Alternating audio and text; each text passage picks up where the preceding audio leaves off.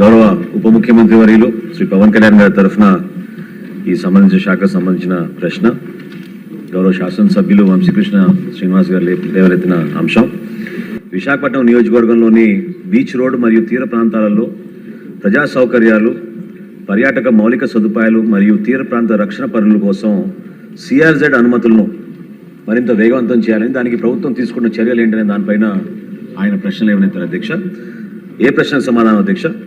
Andhra Pradesh coastal zone management authority సిఫార్సుల ఆధారంగా కేంద్ర ప్రభుత్వ పర్యావరణ, అటవీ మరియు వాతావరణ మార్పులు మంత్రిత్వ శాఖ MOEF&CC అధ్యక్ష వారి ద్వారా తీర ప్రాంత నియంత్రణ మండలి సిఆర్జెడ్ అనుమతులు మంజూరు చేయడం అవుతుంది. అధ్యక్ష, తీర ప్రాంత నియంత్రణ మండలి పరిధిలోకి వచ్చే ప్రజా సౌకర్యాలు, పర్యాటక మౌలిక సదుపాయాలు, తీర ప్రాంత రక్షణ పనులు మరియు ఇతర కార్యకలాపాలకు సహా వివిధ ప్రాజెక్టు నిర్వాహకులు వారి ప్రతిపాదనలను MOEF&CC పరివేష్ అనే పోర్టల్ 2.0 ద్వారా సమర్పిస్తారు. అధ్యక్ష, ఈ పోర్టల్లో నమోదు చేయడానికి ముందుగా ఫారెస్ట్ క్లియరెన్సెస్, ఎన్వైరన్మెంట్ క్లియరెన్సెస్, అదేవిధంగా సిఆర్జెడ్ క్లియరెన్సెస్ ఉన్నాకనే ఈ పోర్టల్లో మనం సమర్పించగలుగుతాం. అధ్యక్ష, ఈ ప్రతిపాదనలు APCZMA మరియు సిఆర్జెడ్ ప్రకటన నిబంధనలకు అనుగుణంగా పరిశీలించి తుది సిఆర్జెడ్ మంజూరు కోసం MOEF&CC పంపుతుంది. అధ్యక్ష,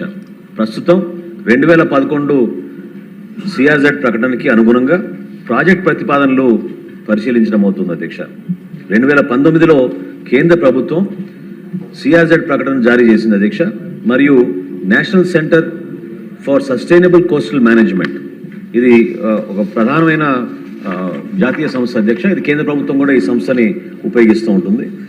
national centre for sustainable coastal management ద్వారా రాష్ట్ర ప్రభుత్వం కూడా 2019 నుంచి ప్రకటనలోని నిబంధనలకు అనుగుణంగా కోస్టల్ జోన్ మేనేజ్మెంట్ ప్లాన్లు, CZMPలు సవరించడం అవుతుంది. 12 తీర ప్రాంత జిల్లాలకు సంబంధించిన సవరించిన CZMPలను ఆమోదం కోసం MOEF&CC సాంకేతిక పరిశీలన కమిటీ వారికి ఆంధ్రప్రదేశ్ ప్రభుత్వం సమర్పించింది. అధ్యక్ష, అంటే రాష్ట్రంలో ఉన్న ఉమ్మడి 13 జిల్లాలు 12 జిల్లాలకి సమర్పించిన. అధ్యక్ష, ఒక్క విశాఖపట్నం జిల్లా విషయంలో తప్పనిసరిగా నిర్వహించాల్సిన ప్రజాభిప్రాయ సేకరణ 2 సార్లు వాయిదా వేయడం జరిగింది. అధ్యక్ష, అందుకనే ఆ కార్యక్రమం పూర్తి చేసుకోలేకపోయాం. విశాఖపట్నం జిల్లాకు సంబంధించిన CZMP ఆ ప్రజాభిప్రాయ సేకరణ పూర్తయిన తర్వాత ఆమోదం కోసం MOEF&CC సమర్పించడం అవుతుంది. అధ్యక్ష, ఆంధ్రప్రదేశ్లోని 12 తీర ప్రాంత జిల్లాలకు సంబంధించి 2019 సిఆర్జెడ్ ప్రకటనకి అనుగుణంగా రూపొందించిన సవరించిన coastal zone management plan CZMP అంటారు. అధ్యక్ష, ఆ ఆమోదం కోసం మినిస్ట్రీ ఆఫ్ ఎన్వైరన్మెంట్ ఫారెస్ట్ వారికి ప్రతిపాదనలు సమర్పించడం అయింది.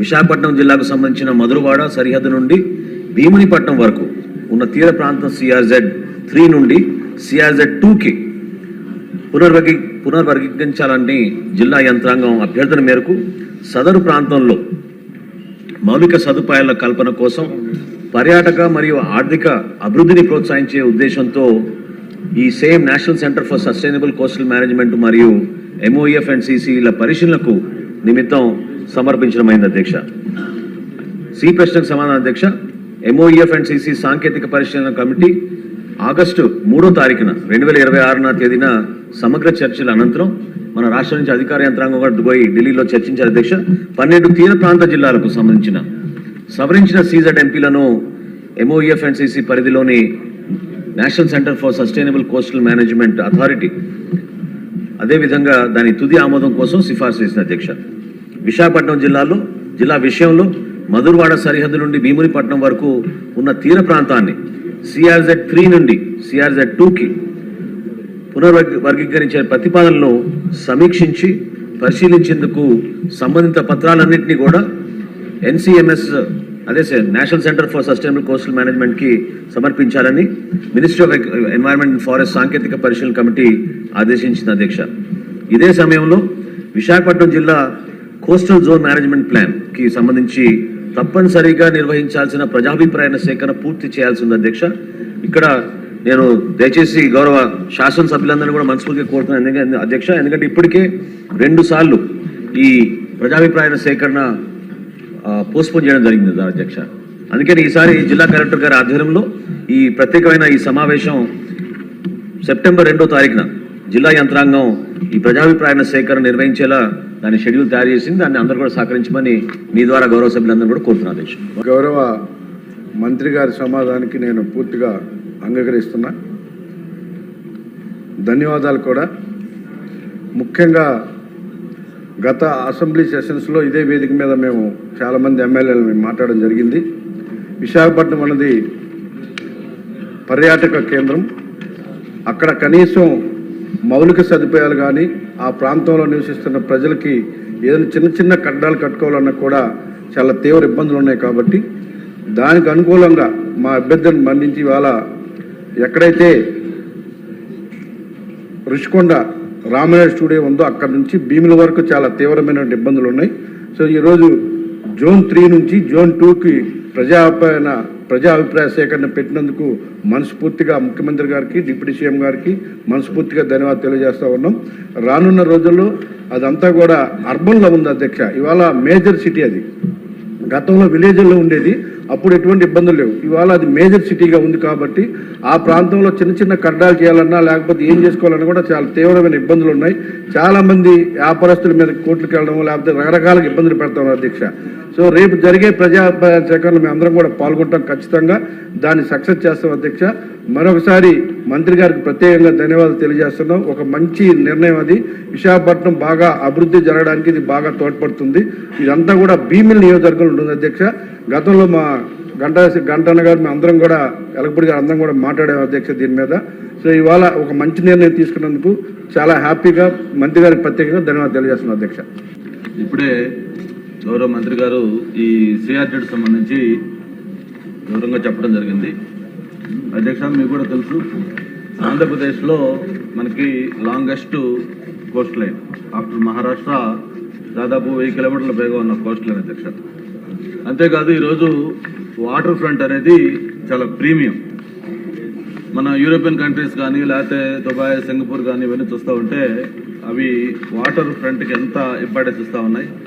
ప్రత్యేకించి కొన్ని దేశాలు అయితే సీ రిక్లైమ్ చేసి, వాళ్ళకి ల్యాండ్ తక్కువగా ఉంటే సీ రిక్లైమ్ చేసి అక్కడ టౌన్షిప్లు లేకపోతే మిగతా కన్స్ట్రక్షన్ యాక్టివిటీ కూడా చేస్తూ ఉన్నారు. దుబాయ్లో పామ్ కానీ లేకపోతే సింగపూర్ కొత్తగా మనం చూస్తున్నాయి కానీ ఇవన్నీ.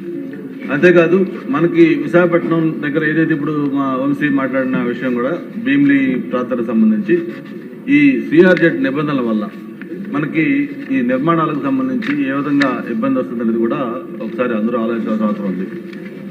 సిఆర్జెడ్ అనేది కేవలం ఏది నిర్మాణం చేయాలి, ఏది నిర్మాణం చేయకూడదు అనే దానికి మాత్రమే పరిమితం కాకుండా అది పర్యావరణం, అభివృద్ధి ఈ రెండింటి మధ్య ఒక సమతుల్యత పాటించే విధంగా ఆ సిఆర్జెడ్ అనేది ఎప్పుడు ఉండాలి అధ్యక్ష. మీకు చిన్న ఎగ్జాంపుల్, మాకు సాగర్ నగర్ బీచ్లో ఇది ఒక ఎకలాజికల్ పార్క్ డెవలప్ చేయాలని చెప్పి జీఎంఎస్తో మాట్లాడి ఒక 15 కోట్లతోటి మొత్తం దాన్ని శాంక్షన్ చేసి అంతా వర్క్ స్టార్ట్ చేయడానికి రెడీగా వెళ్తే ఆ రోజు ఫారెస్ట్ డిపార్ట్మెంట్ వాళ్ళు వచ్చి ఇక్కడ దీన్ని స్టార్ట్ చేయడానికి కుదరదని చెప్పి ఆ వర్క్ ఆఫ్ చేయడం జరిగింది. మాకు సింహాచలం పక్కనే ఒక కాలభైరవ టెంపుల్ అని ఒక టెంపుల్ ఒకటి ఉంది. ఈరోజు అక్కడ సెంటిమెంట్ ఏంటంటే సింహాచలం ఎవరైనా వెళ్ళాలంటే ముందు కాలభైరవ స్వామిని చూసుకొని సింహాచలం వెళ్ళాలనేది ఒక నమ్మకం ప్రజల్లో బాగా పెరిగింది. దాదాపు వీకెండ్ సాటర్డే సండేస్ అయితే 20 నుంచి 25,000 మంది వస్తారు. అమావాస్య అటువంటి రోజులు అయితే 40,000 మంది కూడా వస్తున్నారు. అటువంటి ఆ కాలభైరవ టెంపుల్కి వెళ్ళడానికి కనీసం లోపల మార్గం కూడా లేకపోతే దాన్ని ఏదైనా కొంచెం లెవెల్ చేసి చిన్న చేద్దామంటే కూడా దాన్ని ఈరోజు డిపార్ట్మెంట్ ఒప్పుకోలేకపోతుంది. అక్కడ డ్రింకింగ్ వాటర్ ఒక బోర్ వేద్దామంటే కుదరదు. లేదు అక్కడ ఏదైనా వెళ్ళిన భక్తులు చిన్న వాష్రూమ్స్, టాయిలెట్స్ లాంటి పెట్టాలంటే దానికి కూడా అనుమతులు లేవు. అంతేకాదు మీకు చివరికి ఎలా అయిపోయిందంటే మాకు సాగర్ నగర్ దగ్గర మాకు సన్ రైజ్ రిసార్ట్స్ వాళ్ళు ఈ కోకో ప్లాంట్లు వేస్తారు అధ్యక్ష. ఆ ప్లాంట్లు వేస్తే ఈ మధ్య ఎండలకి ఎండిపోతా ఉంటే వాటికి వాటరింగ్ చేయడం కోసం వెహికల్స్ వెళ్తా ఉంటే ఆ వెహికల్స్ని కూడా డిపార్ట్మెంట్ వాళ్ళు అలౌ చేయట్లేదు. అంటే ఎంత డెఫినెట్గా ఫారెస్ట్ డిపార్ట్మెంటు, సిఆర్జెడ్ రూల్స్ ఉండాలి, ఖచ్చితంగా స్ట్రిక్ట్గా ఇంప్లిమెంట్ చేయాలి. But at the same time దానికి ఒక ఇంటిగ్రేటెడ్ ప్లాన్ ఉండాలి, ఒక ఎకాలజీ ఉండాలి, ఎకనామిక్ డెవలప్మెంట్ ఉండాలి, లోకల్ లైవ్లీహుడ్ కావాలి, ఆ క్లైమేట్ రెసిలెన్స్ ఉండాలి. ఇవన్నీ కలిపి ఒక దగ్గర చేసుకోవాలి తప్ప మాకు రూల్స్ ఉన్నాయి కాబట్టి అని చెప్పి ఫారెస్ట్ డిపార్ట్మెంట్ కానీ లేకపోతే సిఆర్జెడ్ పెట్టి కంప్లీట్ గ్రోత్కి ఇది ఒక దీని కింద అవుతుంది అధ్యక్ష. ఇప్పుడు మా వంశీ చెప్పినట్టు మీకు భీమిలి రోడ్డు వైజాగ్ నుంచి భీమిలి అనేది ఈరోజు హాట్ లైన్. ఎంత ఇంపార్టెంట్ అంటే మాకు ఎప్పుడు మినిస్టర్ గారు స్పీకర్ గారు చెప్తా ఉంటారు, అటువంటి హార్ట్ లేదు ఈరోజు బికాస్ ఆఫ్ సిఆర్జెడ్ నామ్స్. అక్కడ కన్స్ట్రక్షన్ లేదు, లేకపోతే మిగతా యాక్టివిటీస్ లేవు, ఏదైనా మంచి రెస్టారెంట్ పెట్టుకోవాలంటే లేవు, ఏది చేయాలన్నా కూడా అక్కడ అన్ని ఇబ్బందులు వస్తూ ఉన్నాయి. కాబట్టి రేపు ఎట్లాగో మీరు పబ్లిక్ ఒపీనియన్ పెట్టారు కాబట్టి దాంట్లో కొంచెం లిబరల్గా నేనేమంటారంటే మీరు ఫారెస్ట్ డిపార్ట్మెంట్కి లేకపోతే మిగతా అధికారులకి ఏదైనా చేసేటప్పుడు హ్యూమన్ ఫేస్ చేయమని చెప్పండి. ఇప్పుడు మనకు డెఫినెట్గా మాకు కూడా బాధ్యత ఉంది, ఎకాలజీ డెవలప్మెంట్ దాన్ని మెయింటైన్ చేయాలి, కోస్టల్ రెగ్యులేషన్ అన్ని మెయింటైన్ చేయాలి. But at the same time చిన్న చిన్న వాటిలో కూడా ఇబ్బందులు పెట్టి చేస్తే లైవ్లీహుడ్ కూడా అందరికి ఇబ్బంది పడుతుంది. అధ్యక్ష, మీరు దీంట్లో పర్సనల్గా మీరు జోక్యం చేసి దాన్ని సరి చేయాలని కోరుతాం. మన ప్రభుత్వం వచ్చిన దగ్గర నుంచి కూడా ముఖ్యమంత్రి గారి దృష్టిలో, మంత్రి గారి దృష్టిలో, పవన్ కళ్యాణ్ గారి దృష్టిలో, అధికారుల దృష్టిలో కూడా ఇది ఉంది అధ్యక్ష. ప్రాబ్లం ఏంటంటే అధ్యక్ష, ఈ 2013 తిమ్మాపురం దగ్గర నుంచి భీమిలి వరకు జీవో నెంబర్ 369 పంచాయతీరాజ్ శాఖ ఆ రోజునే నోటిఫై చేసింది అధ్యక్ష. పంచాయతీరాజ్ శాఖ అదే నెలలో 2013 అదే రోజు MADD 375 జీవో ఇష్యూ చేసి ఈ 5 గ్రామాలని మున్సిపల్ కార్పొరేషన్లో విలీనం చేసుకుంటున్నామని చెప్పి జీవో కూడా ఇవ్వడం జరిగింది అధ్యక్ష. కానీ ఇక్కడ అప్పుడు పంచాయతీ ఎన్నికలు జరిగినాయి, కానీ 2012 తర్వాత జీవీఎంసీ ఎన్నికలు జరగకపోవటం వలన అవి అలా ఉండిపోయింది అధ్యక్ష. ఇప్పుడు నేను చెప్పేది ఏంటంటే మళ్ళా 2019లో 358 MADD జీవో ఇచ్చి జీవీఎంసీలో ఇంక్లూడ్ చేసుకుంది అధ్యక్ష. కానీ ఈ సిఆర్జెడ్ వారు 2019లోనే ఇది పిలిచారు, కానీ మళ్ళీ ఫైనల్ నోటిఫికేషన్ 2019లో జీవీఎంసీ ఇచ్చింది. దానివల్ల ఈ ప్రాబ్లమ్స్ ఎదురవుతున్నాయి అధ్యక్ష. ఇప్పుడు రెండు సార్లు పోస్ట్ పోన్ అయింది అధ్యక్ష పబ్లిక్ హియరింగ్, నేను కాదంటలేదు. కానీ అభివృద్ధి చెందే ప్రాంతం అది. 2000 ఇప్పుడు సిఆర్జెడ్ 2 నుంచి 3 నుంచి 2కు మార్చాలి, పబ్లిక్ హియరింగ్ పెట్టారు. నాకు తెలిసి పబ్లిక్ హియరింగ్లో మనం ఎగనెస్ట్ చెప్పినా మనకి ఏదైనా మారిన దాఖలాలు ఎక్కడన్నా ఉన్నాయా అధ్యక్ష? మీ ద్వారా నేను మంత్రి గారిని అడుగుతున్నాను. మీరు చెప్తానే ఉన్నాం అభివృద్ధి రేపు ఇప్పుడు 60 మీటర్లలో మాస్టర్ ప్లాన్ రోడ్డు ఉంది అధ్యక్ష. ఫారెస్ట్ వాళ్ళతో ప్రాబ్లమే, మళ్ళీ సిఆర్జెడ్తో కూడా ప్రాబ్లమే రోడ్లకు కూడా. దయచేసి దాని మీద మంత్రి గారిని ప్రత్యేక దృష్టి పెట్టి ఆ సిఆర్జెడ్ 2లోకి తీసుకురావాలని మీ ద్వారా మంత్రి గారిని కోరుకుంటున్నాను. మనోహర్ గారు చేయగలరండి, మనోహర్ గారు చేయగలరు.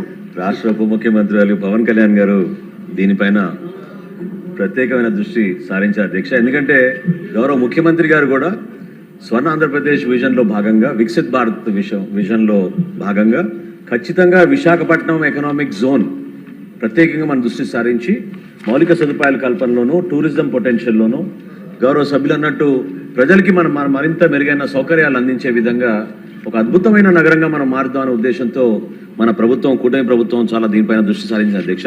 అయితే గౌరవ శాసనసభ్యులు వంశీ గారు అన్నట్టు అధ్యక్ష, రూరల్ ప్రాంతంలో గతంలో ఎప్పుడైతే ఈ 5 పంచాయతీలు అధ్యక్ష, అంటే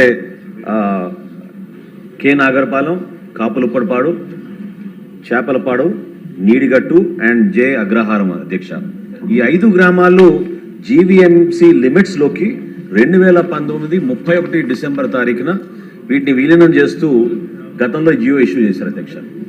అయితే ఇక్కడ ఏంటంటే అధ్యక్ష, ఆ జియో రాకుండా ముందే సిఆర్జెడ్ నామ్స్ కింద నోటిఫికేషన్ ఇష్యూ అయింది అధ్యక్ష 2019లో. అందుకనే ఈ వ్యత్యాసం, ఈ కన్ఫ్యూజన్ వలన కొంచెం ఇబ్బంది పడుతున్న పరిస్థితులు వాస్తవం అని నేను ఈ సందర్భంగా గుర్తు చేస్తున్నాను అధ్యక్ష. గౌరవ శాసనసభ్యులు గంటా శ్రీనివాస్ గారు, అదేవిధంగా సోదరు రామకృష్ణ గారు చెప్పిన అంశం, ఇవి టెక్నికల్గా మనం వీటిని అధిగమించాలి అధ్యక్ష. ఎందుకంటే కేంద్ర ప్రభుత్వం ఒక గెజెట్ నోటిఫికేషన్ ఇస్తుంది అధ్యక్ష. సిఆర్జెడ్ నామ్స్ని మనం ఎవరం కూడా ఎందుకంటే పర్యావరణ దృష్టిలో పెట్టుకుని, అటవీ శాఖను దృష్టిలో పెట్టుకుని అంతిమంగా భావితరాలకు ఏ విధంగా మనం భారతదేశంలో మనం చక్కగా ఒక ఈకో సెన్సిటివ్ జోన్ని మెయింటైన్ చేయాలో దానికి కొన్ని గైడ్ లైన్స్ ఉంటాయి అధ్యక్ష. సో ఖచ్చితంగా గౌరవ సభ్యులు కోరినట్టు అదేవిధంగా మన ప్రభుత్వం కూడా మనం ఆలోచించిన విధానంలో ఎక్కడ కూడా పొరపాటు లేకుండా ఉండడానికి మీరందరూ సహకరిస్తే పబ్లిక్ హియరింగ్ గతంలో 2 సార్లు అధ్యక్ష, 2026లో జూలైలో ఒకసారి ఏర్పాటు చేసాం అధ్యక్ష, అదేవిధంగా మేలో చేసాం. రెండింటినీ కూడా గతంలో మనం పోస్ట్పోన్ చేయాల్సిన పరిస్థితి వచ్చింది. ఈసారి సెప్టెంబర్ 2వ తారీఖున ఎప్పుడైతే మన జిల్లా కలెక్టర్ గారు ఆల్రెడీ దీనికి నోటిఫికేషన్ ఇచ్చారో, I request all honourable members to please participate, encourage the local residents to express their views అధ్యక్ష. ఎందుకంటే అంతిమంగా గ్రామ సభ మనం పబ్లిక్ హియరింగ్ నిర్వహించినప్పుడు ఆ ప్రాంతానికి ఏ విధంగా మనం మెరుగైన పెట్టుబడులు తీసుకురాగలుగుతాం, ఏ విధంగా పర్యావరణాన్ని ప్రొటెక్ట్ చేసుకుంటూ మన శాఖ ద్వారా మనం నిర్వర్తించాల్సిన మన డ్యూటీని మనం జాగ్రత్తగా చేసుకుంటూ ముందుకెళ్తామో దానికి రాష్ట్ర ప్రభుత్వం సహకరిస్తుందని నేను మీ ద్వారా ఈ హౌస్కి అష్యూర్ చేస్తాను.